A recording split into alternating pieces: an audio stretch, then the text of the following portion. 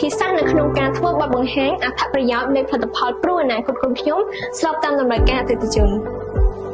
មាន8ចំណុចដែលធ្វើឲ្យវិធីសាស្ត្រនៃការធ្វើបទបង្ហាញផលិតផលមួយនេះកាន់តែមានប្រសិទ្ធភាពចំណុចទី1បង្ហាញគម្រោងសន្សំ15ឆ្នាំជាមួយលទ្ធភាពអតិថិជនជាក់ស្ដែងចំណុចទី2បង្ហាញអត្ថប្រយោជន៍ករណីជំងឺធ្ងន់ធ្ងរចំណុចទី3បង្ហាញអត្ថប្រយោជន៍លើកលែងការបង់បុព្វលាភចំណុចទី4បង្ហាញអត្ថប្រយោជន៍ករណីមិនសុខសប្បាយដោយចៃដន្យ 500% និងមិនចៃដន្យ 200% ចំណុចទី5បង្ហាញអត្ថប្រយោជន៍ចំណូលគ្រួសារ 10% ប្រចាំឆ្នាំទី6បង្ហាញអត្ថប្រយោជន៍ករណីសុខសប្បាយចំណុចទី7បង្ហាញអត្ថប្រយោជន៍ការពារបន្ថែម5ឆ្នាំដោយឥតគិតថ្លៃនិងចុងក្រោយបិទការលក់គម្រោងមួយនេះមានឈ្មោះថាព្រោះអនាគតកូនខ្ញុំអញ្ចឹងដើម្បីឲ្យបងមានភាពងាយស្រួលបងសូមលើកឧទាហរណ៍មកបញ្ជាក់ឧទាហរណ៍ថាលោកកគាត់ចាប់ផ្ដើមសន្សំគម្រោងព្រោះអនាគតកូនខ្ញុំតែគាត់ចាប់ផ្ដើមសន្សំគម្រោង$10,000ហើយបើសិនបើគាត់ជួបនឹងហានិភ័យដោយដែលបានរៀបរាប់ខាងលើគាត់នឹងមិនចាំបាច់ទៅខ្ចីលុយគេឬក៏ទៅលក់ទ្រព្យរបស់គាត់ទេទៅវិញគាត់ទទួលបានអត្ថប្រយោជន៍ដូចខាងក្រោមទី1ក្នុងករណីដែលគាត់មានបញ្ហាទៅលើជំងឺធ្ងន់ធ្ងរនោះអតិថិជននឹងទទួលបានសំណង 100% ដែលស្មើនឹង$10,000ទៅលើ50ករណីហើយករណីជំងឺធ្ងន់ធ្ងរកម្រិតដំបូងគាត់ទទួលបាននៅសំណងចំនួន$2,500ហើយជំងឺធ្ងន់ធ្ងរកម្រិតធ្ងន់គឺ$7,500សរុបមកគឺ$10,000ចំណុចទី2គាត់នឹងមិនតម្រូវឲ្យធ្វើការបង់ប្រាក់បន្តទៀតទេ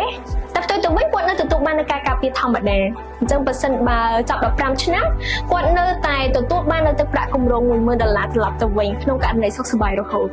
ទី3ក្នុងករណីមរណភាពឬក៏ពិការភាពទាំងស្រុងនឹងជាអចិន្ត្រៃយ៍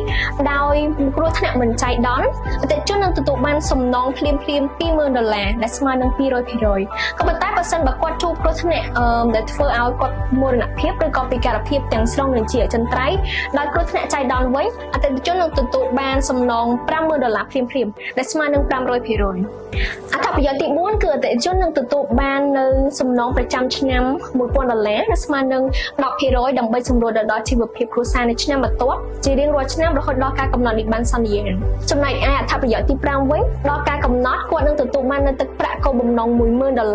ដើម្បីបំពេញក្តីសុបិនរបស់គាត់បងជាធម្មតាយើងតែប្រាថ្នាចង់បានសុខសប្បាយត្រូវទេបង